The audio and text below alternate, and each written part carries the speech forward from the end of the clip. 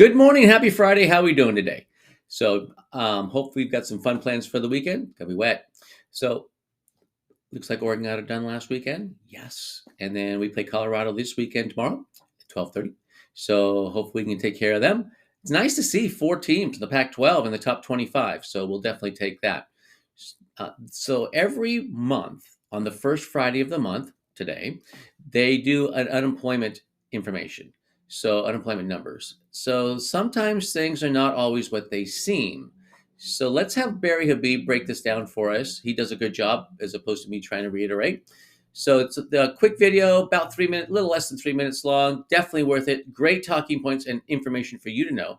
So let's show you how this plays out. So as you could see, we were at 261 versus the estimate. And we also got positive revisions. That's even more.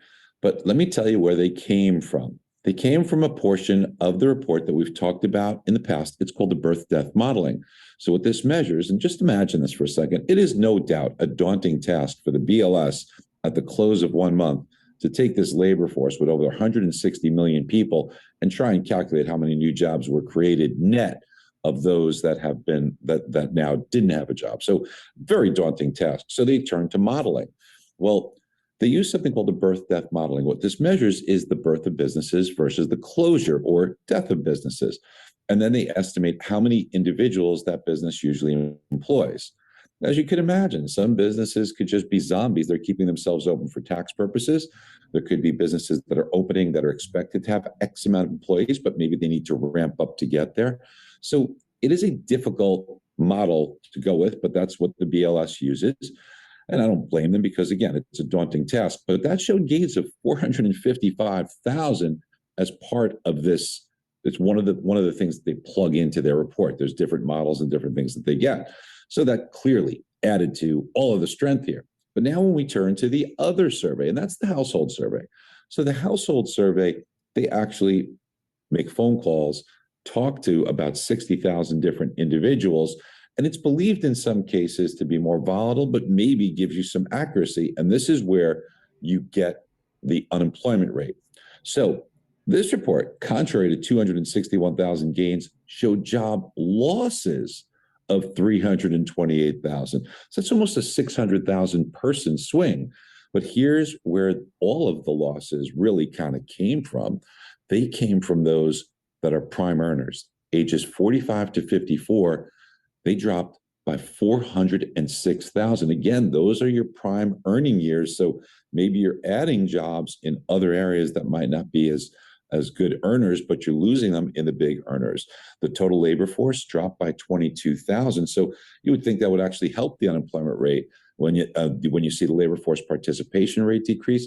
That's reducing the labor force, so the unemployment rate should be helped. But because we lost so many jobs, the unemployment rate did go up from 3.5 up to 3.7. That's above the estimate of 3.6. So that's why we're seeing mortgage bonds respond here eventually as the bond market caught on and said, hey, wait a minute here. This looks like optically like it was a good report, but really showed a lot of weakness within the report. And it's So hopefully that helps.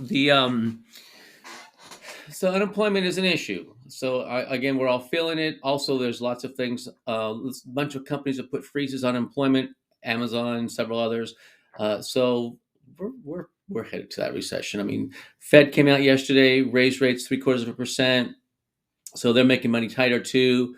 So they initially came out and the markets liked it because they said, well, we're probably getting near the end. We see it. We understand that what we do affects things long term. So we may need to, watch what we're doing. But then after they interviewed the chair after the fact, and he kind of contradicted a bunch of stuff that he said. So the markets hated it. So we got, again, things are not what they always seem, right? So anyways, I want to thank people that came out this week to our reverse mortgage seminar. If you didn't make it, reverse mortgage is a phenomenal tool in your tool belt to be able to help people 55 and older. Oregon is one of the very few states where you can do a reverse mortgage at 55. It's a special program. Most are 62.